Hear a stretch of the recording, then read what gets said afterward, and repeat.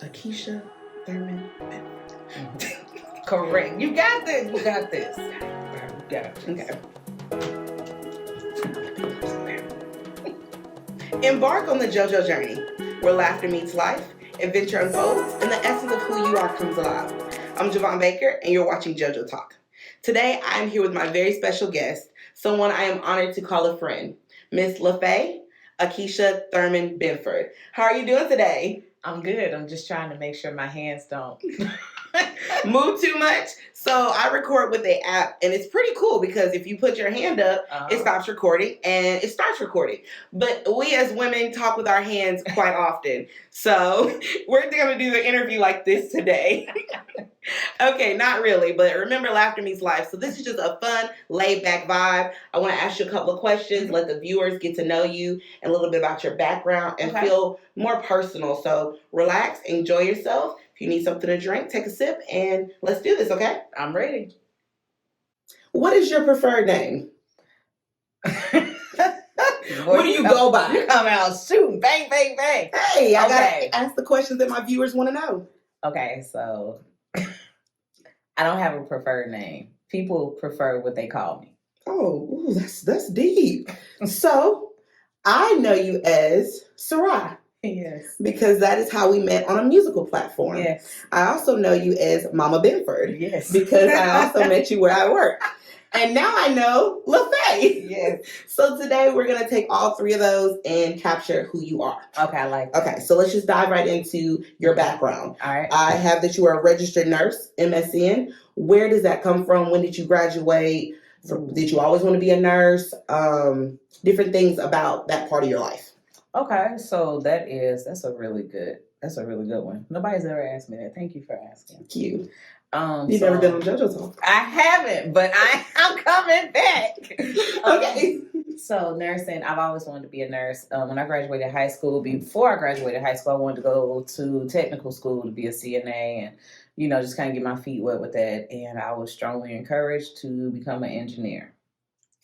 That's far left. Yeah. Than what you are doing. And I gave it a go. I gave it a go for a little while. And I was like, I think that engineers are great people. And I know that the world needs them. But you don't need me to be an engineer. It's not your God-given gift. Yes. And I think that was a part of just growing up and stepping into my own. I think that a lot of times we grow up and we want to appease the people who have worked so hard to make sure that our lives have been fun and productive and relatively easy. And successful. And successful, right? And we don't want to disappoint them. So I gave it a shot and I did not like it. And I decided that if I had to pay for school myself, that I would pay for school myself. But I was going to do what I wanted to do because it was indeed my life. Period. So I started to go to school and I was in Atlanta at the time, which means I was doing nothing but tricking off. Am I allowed to cuss? Yeah. Okay, so I was really out there tricking off. I was having a good time. By the way, I don't know what tricking off is. Okay. So tricking off is an old term used by us. What am I?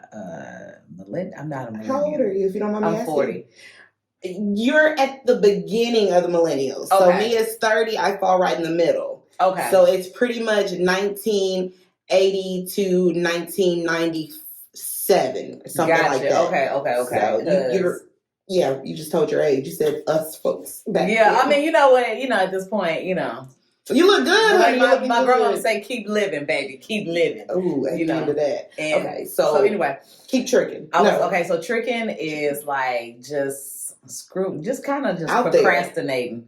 Just procrastinating, doing what you want to do instead of what you're supposed to be doing. Okay. Stop tricking off all the time. Like, I like that. Like, it's just something that I grew up hearing. But so you were in Atlanta? I was in Atlanta tricking off. Okay. But not throwing tricks. Period. Not to be confused. One against the other. Yeah. She was living her best life in the most appropriate. Wow, girl, young. What they say, YOLO. Yeah, YOLO. Okay, so like tricking off is like the antagonist to YOLO. Okay. They're going in the same direction, but they're fighting along the way. Like YOLO is like, I'm going to have a good time. Tricking off is like, I should be doing my homework. I know better, but I'm still But not the way doing that better. reggae party is free before 10:30. Ooh, I've never been to a reggae party. Okay, keep going. Okay. So I was going to school and I was tricking off. So it was a long, tedious process. But during that time, I became a PCT, which in Georgia, I was in Georgia at the time. So that's a patient care technician. And in Georgia, is much different from here in Alabama. Each state is super different. So in Georgia, as a patient care technician, I was basically like a glorified CNA. I could do all the CNA stuff, but I could also do, I could draw blood, I could do EKGs, and I could do urinary catheters, which is a really, really big deal. So I kind of graduated and I moved around, and I was in radiology. Then I moved to the ER where I really stepped it up as far as just getting exposed. But during this time, I was tricking off. So school, I was a failure. I was such a failure. Failure turned success. Yes. But God is good. We never know what's going to happen. But over 10 years, I tried and I failed, and I tried and I failed, and I was all over the place. I was trying to do music as well, which is, like a while back, I pulled up a CD that I did, and I did not realize it was 20 years old. I guess the point that I want to make as I'm telling this is that everything that you do means something, whether you think it doesn't or not, whether you think it's a failure or not. There are some gems, some scraps that you need to pick up from the rubbish that you've created, or that that has resulted from whatever it is that you're doing. Sift through it. Like, don't walk away from it. Don't be ashamed of what you did. Don't be ashamed of what happened as a result of it.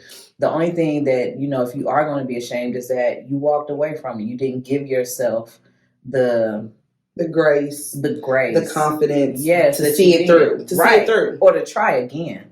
Just try again. Like, there's nothing wrong with that. And I think that we really harp on, those one-hitter quitters, but we really don't relish on the fact that those one-hitter quitters had like 1,000 failures before they were able to be able to nail it just right every single time. So that's how you became a registered nurse. Yeah. What happened was, I lived in Atlanta. I moved to Chicago, tricked off some more up there. I mean, is there anything else you can do in Chicago? I mean, and then I said, it's time to go home. We all have that feeling. We all have that feeling. And I came home. I did what any responsible adult would do. I was the prodigal child, and once I had my fill and life was really starting to chew me up and spit me out, I came home, and I was either going to go to the military or to nursing school, and nursing school called first. And that was the opportunity that I needed to be on the track that I needed to. So over 15 years, it took me almost 15 years to become a registered nurse. Wow. So at what age did you start? So 15, 25? No. How old are you? Okay, that's a little dramatic. Okay. It was like 10 years. It was like 10 years. The math be mathing when you add extra years, because it feels like it's extra years. It's like, I didn't add all this time. Yeah. No, it was like 10 years, but I tricked off in Atlanta. I tricked off in Chicago. That was like 7 or 8 years. And then I came home. I tricked off. I didn't trick off. I was serious, but I had to wait. And that's hard. Sit in it. Sit in your moment. Yeah, you have to sit in that mess sometimes and realize that you don't like it. You have to be there long enough to be like, it's really time for a change. And that was the pinnacle that I hit, or the rock bottom moment for me. And nursing school called me back. I went to Drake out here. JF Drake Technical College. They now have an RN program, but when I went, it was just an LPN program. So I went, I did LPN.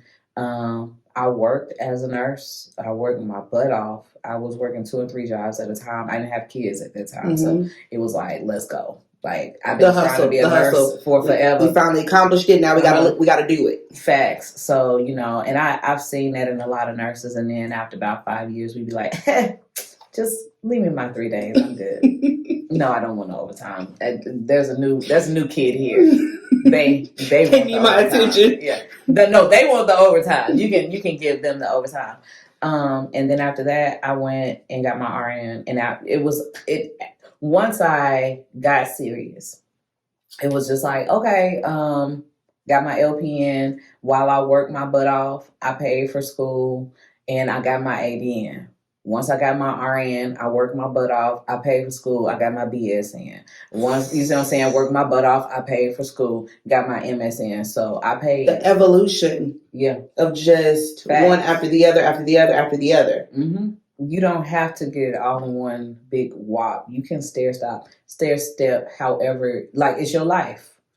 And can't nobody, listen, if you got bills to pay, that's a priority. If you have children who have to be tucked in at night, that's a priority, which means that you can't do everything and be at once. You can't. You have to, sometimes we have to break it up. We call it like the Superwoman syndrome. Yeah, where don't do you that. think that you have to immediately save the world or do it all in one night. Rome wasn't built in a day. It was not. But we look at Rome and we're so overwhelmed with it, and we just try to figure out how can we build it in one day, and that's crazy. But yeah, that's the story of nursing, and now I'm no longer a nurse.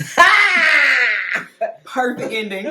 So I'm going to call you LaFaye for this session of the show because I'm going into those jobs where you have to write your government name. Yes. And they got to file taxes under LaFaye. Mm-hmm. Okay, now Mama Benford and not Sarah. Mm-hmm. So I know that you are a licensed geriatric, nursing home, ICU, dialysis, group home, correctional, and an esthetician, licensed and insured. Mm-hmm. So with all of that in a nutshell, how can you explain that area of your life? That area of my life is simply me wanting to give back to my community the best way that I know how. And it's through helping. And that's how I know how to help. Some people know how to help by painting walls. Some people know how to help by planting plants. Some people know how to help by writing papers. Mine is helping people heal themselves. Mm. And so that was like all the areas, geriatric, correctional, dialysis, ICU. Those are all of the places, wound care, those are all the things that I did as a nurse that has shaped and molded me and given me the experience and the information that I need to be now a more successful, in my opinion. I feel like it has helped me be a better esthetician, which is what I am now. So I'm a licensed esthetician, or what they would like to call a dual licensed nurse esthetician, which means that I can do a lot of stuff. For my viewers who don't actually know, what is an esthetician? So an esthetician is someone who helps people basically heal their skin, make their skin more healthy, or beautify their skin. And it's not just your face or your neck or your chest, it's your entire body. If you feel like you have acne on your back, and that's something that basically eats at your self-esteem, my job is to help you with that. I do not, as I get older, I understand that people looking in the mirror is not vanity. Mm-hmm. They care about themselves. Yes. They care about themselves on the outside as well as on the inside. Mm-hmm. But when you don't take that value of yourself, then them valuing themselves may come off a little vain or self-centered or whatever, cocky, and it's not. It's that they just care about themselves. What they say, know your worth. Yeah. So when you look in the mirror, you have to consider that's the person you're presenting to the world. Correct. And people should not have to accept just whatever you think they should accept. We have to remember that. So if I feel like I don't look good, if I feel like, or if I look at myself and I know for a fact I look like this because I have not been taking care of myself, deep down inside, I'm not going to do that. I'm not going to go the extra mile at work. I'm not going to be extra courteous when I'm out at the store. But when you feel good and you look good, you're like, oh, let me get that door for you. How's work going today, Cheryl? Girl, you looking good. Girl, look, you got some that coffee good.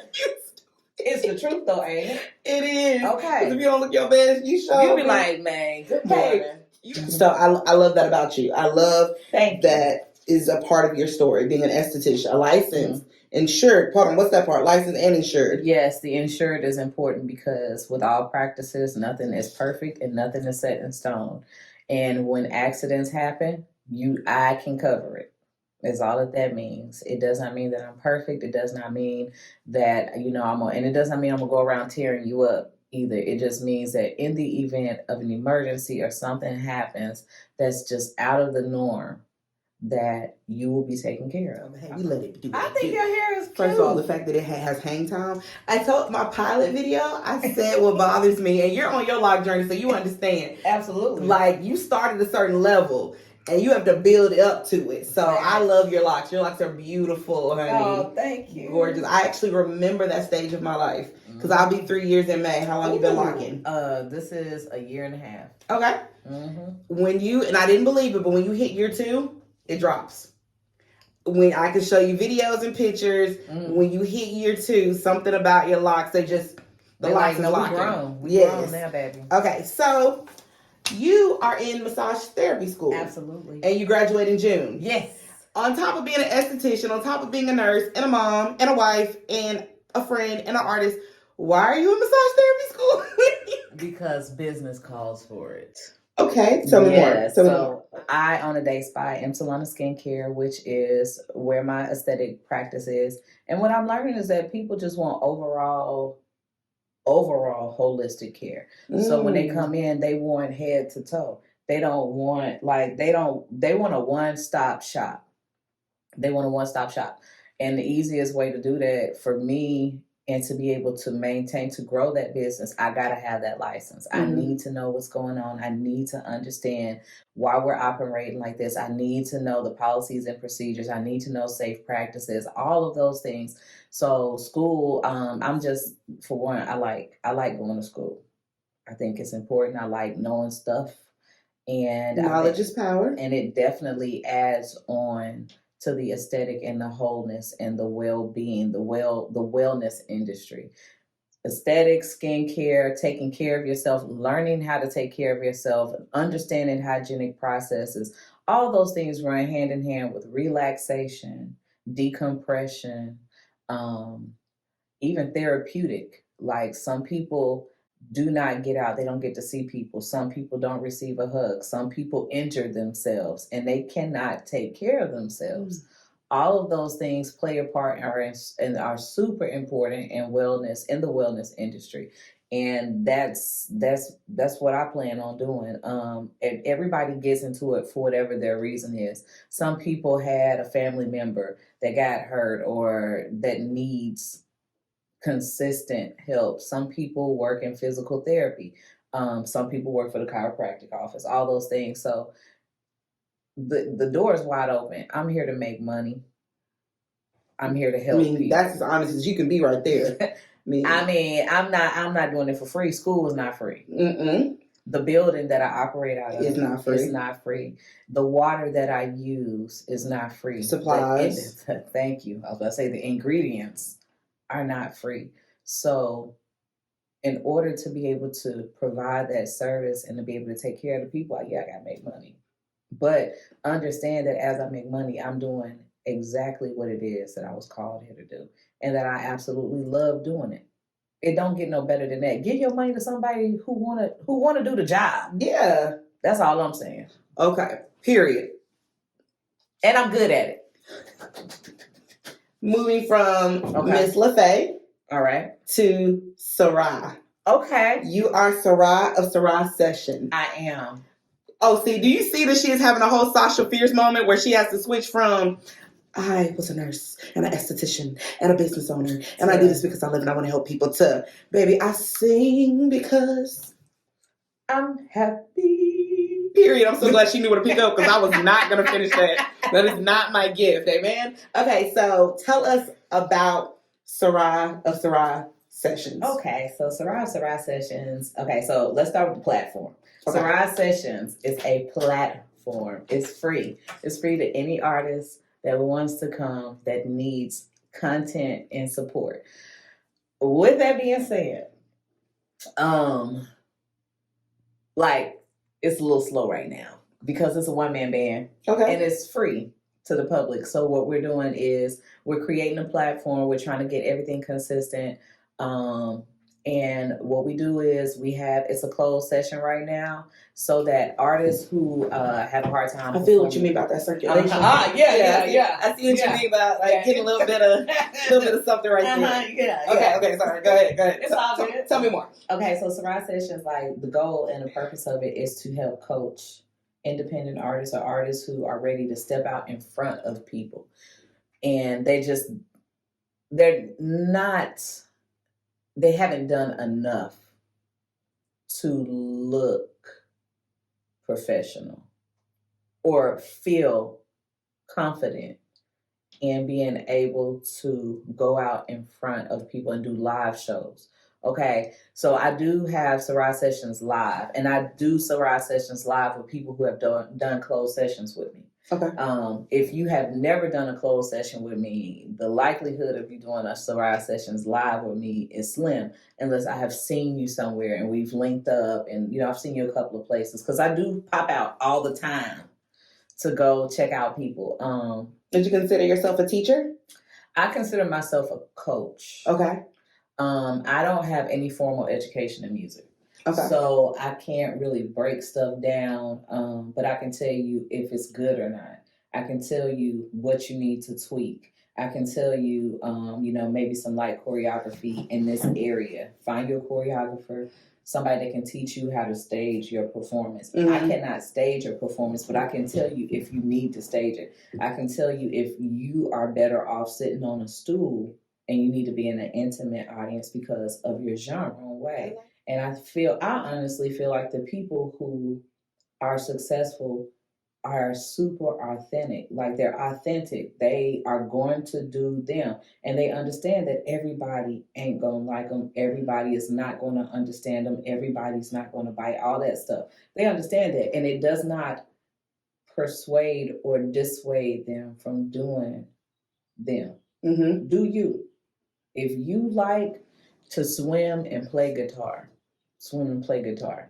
They don't go together, but you can do it. Keep swimming and playing guitar until you find an audience. It's about numbers. And that was like, we have me and we all have like our set of people that we just kind of talk to. And one of the things we always talk about is like just the growth and what it takes to get there and being consistent. Be consistent in who you are. And that's what Sarai Sessions likes to preach, is be who you are. I'm not here to change you. I'm here to help you elevate yourself as you are, as you are. But the platform is super dope. It's super laid back. You're a chill person. Like, that's the thing I want to tell y'all. This is my favorite word right now this month is authentic. Okay. So I pretty much said it in every episode. Don't know why, but it's just genuine. Mm-hmm. This is what you see is what you get with her. This is laid back, chill. So I can see your platform being very come as you are, welcoming, enjoy, smooth kind of vibe. Yeah. Would I say so? Yes. I have not had the chance to be a part of a Sarai Sue session, but I would love to sit in on it and just experience that, because you said stage presence. Mm-hmm. You do it on a vocal level with artists, but if you ever wanted to become a coach in public speaking, that's also something that I can see you doing. I just got that vibe when I was listening to you. It's all about a hustle. So you want to, okay. I want to get to know the Sarai artist herself. Okay. That's what I'm ready for. I'm going to put on my robe and tell the story how I made it over.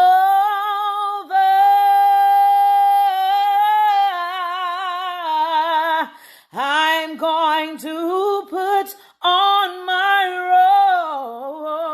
robe and tell. I've seen this woman on a mic. I've heard her from the outside of a room. Like, okay, go ahead. I'm a fan. Okay. If you can't see it, I'm fanning out. Okay, go. So Sarai's not an artist. Okay. Wonk, wonk, wonk. Yeah, it's maybe sad. It's just a stage name. As a matter of fact, so what I did was, and why y'all used to see me performing all the time, was because I wanted y'all to be able to trust that when I said, this is what you need to do, when I was doing when I do the consulting and the coaching, it's hard to listen to somebody who ain't did it.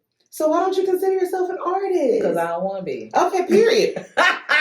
You know what? Somebody said that about me too. You can do all these jobs. Like, why don't you do the wedding planner? Because I don't want to. Like, you're so good at this. I know. No, you don't want to do it. Okay, I appreciate it, but I can respect.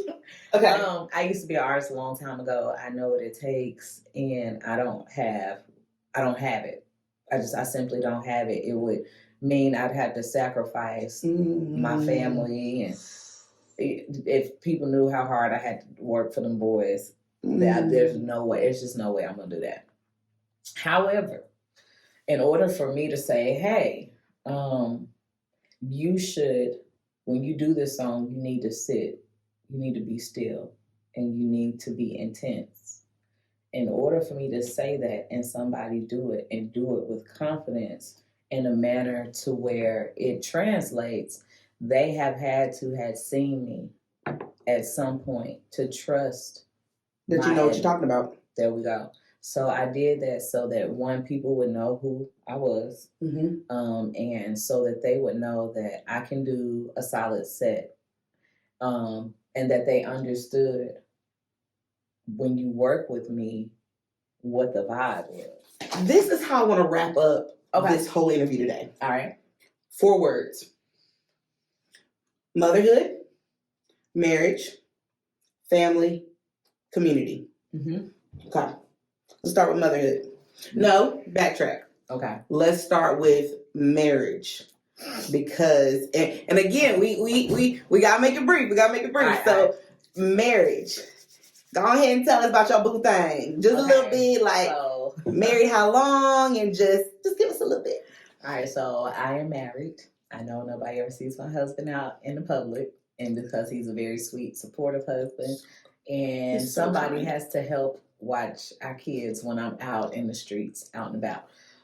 So he's normally at home when they're in the bed. But I have been married to my sweet, sweet big daddy, Marcus, for 13 years in May. Yes. We've been married for 13 years. He has been a phenomenal husband. He has been a wonderful provider, and I will break anybody's neck over him. So you heard it. Don't play him. Don't play with him. Don't try. And that's it. Like we keep it real simple. We just like any other marriage, we have ups and downs, and we just made a commitment. I think with life and with whatever it is that you want to see successful, you make a commitment to it, and it's all work. Right. You just don't give up. You tweak it. You do what you got to do. You try to fight fair, and you keep it moving. Like every day ain't gonna be great, but every day ain't gonna be bad. And that's what I like that. Every day won't be bad. Every day, you're gonna have a lot of days like, what you doing? Nothing. Like feel like you my roommate. And then sometimes I feel like, he's my Mr. Lover. And then sometimes I feel like and you just breathing, your oxygen is sucking up the rain. Yeah. What do you want? And then sometimes I'll be like, will you just hold me? So you can be a big whiny baby sometimes. Absolutely, sure. Okay, so this 13-year marriage produced 2 phenomenal boys. Yes. So, Mama Benford, your marriage of 13 years produced these 2 boys. What are their names? Tell us about them. How's that been? I have Marcus and Malcolm, or MJ and Malcolm, and they are like night and day, literally. They don't look alike. They don't act alike. They don't eat the same things. They don't have, and I know it's a 4-year difference, but like who they are. How old are they now at this stage? 8 and 4. Okay. So I still have some babies. That's why I be like, all right, y'all, I'm out. Because I got to go home. But like at this stage, my 8-year-old is playing drums. He's getting really good at it. Shout out to Drumline of Huntsville and Mr. Fred. That's what my son better be calling you. Shout out to Mr. Fred. So, and then my younger one will be going to Drumline. He'll start soon too. He's just a little rambunctious. So we'll have to stay the whole time. I wonder where he gets that from. As we his said, daddy. What do we call what you do in Atlanta and Chicago? Tricking off. Yeah, okay. We wonder where he gets his energy, his thrill for life from. We get a lot of things from our parents. So, what's your favorite thing about being a mother? My favorite thing about being a mama is kisses. Kisses, kisses, kisses. All the hugs and kisses I could ask for. All the squeezes I can ask for, all the cuddles I can ask for. And I just dread. My 8-year-old is almost as big as I am, and I dread it. You're I also dread it. really like, tiny, so it's not hard to. Okay, keep going. Yes, I dread it though. Her husband's like 6'4". Yeah. You're like, But I make big kids. I have big people genes in me. Okay, just because I'm bigger than my mama. okay. See, my mama is significantly shorter than me. Okay. See, now that brings some perspective to things. And it goes into the family. Yes. So, sisters, brothers? Yes, I have a sister and a brother, and I have a plethora of cousins who are basically my other brothers and sisters, because you know how we do in our community. Where are you from? I'm from Mississippi. What part? Corinth. Okay. When did you move to Alabama? When I was 12-ish. Why are you in Alabama? My mama moved me here with my pops. Okay. I like that. Pops. Hey, Pops. Hey, Mom. What does she go by as a grandmother? Nana. Oh, she's that old school, that classic Nana. She's like, I'm not a Nana, because her sister's a Nana. So she's like, they can call me Nina. And we're like, we're calling you Nana. No, we're not doing Nina. That's weird. A little bit. Okay. Community. Okay. You told us that one of the things you're passionate about is serving your community and helping those. What I really like about you is it's never a race thing. It's never a political thing. It's never a old, a young, whatever. You want to serve everyone as one person and make them whole. So what about your community really drives you here in Huntsville, Alabama, or anywhere? I think that what drives me is the connection. I enjoy helping people, and like you said, it doesn't matter if you want that work, you can come get this work. Whatever it is, whether it's healthcare advice, whether it's aesthetic care, whether it's massage therapy, starting in July. Wait for it. It just doesn't matter to me if I see a need, and I don't know if that's how I was raised. I don't know if that's just a personality characteristic, but if I see a need and I have the capacity to fill it, I don't mind helping. I want to see, just like I feel good about myself, I want to see other people feel good about themselves. I want to see you win. I'm not here to gatekeep. I'm not here to hate. I'm not here to be jealous. I'm not. You feel what I'm saying? Like, I'm not here for none of that. Life's too short. Like, I'm here to have a good time. And if I'm going to be around you, I would prefer that you be in a good space too. Me sharing with you is not going to hurt me in any way, especially when people have done so much for me. Mm-hmm. People have given me money. People have, and I'm talking about significant amounts. Time. It takes investments. Like, you can't do this by yourself. Nobody can do it by ourselves, which is why we have community. But if we don't understand that we need each other, if we don't understand that there is a core essence of love and really having a desire to do it, then, it just kind of, I don't know, it just kind of gets kind of muckled up in there. But community for me is just making sure that the people around me are good. And that's why I do it. I just want to make sure that we good. And if I have the information to provide, then I'm going to provide it. I want to hit you with one last question. Anticipation. What would you tell your younger self? Definitely do what you want to do. Do what you want to do. Do it. Do everything you want to do. Do it. Do it. And be okay with it. Ain't that the Nike thing? Just do it. And tell everybody, I'm not saying be reckless, but what I am saying is other people's opinion about the life you want to live don't matter. Your opinion is the only opinion that matters. Your family and their woes is not your problem. Your problems are your problems. You know the JoJoTalk saying? I'm going to say it at the end, but I got to say it for you because what you just said matters.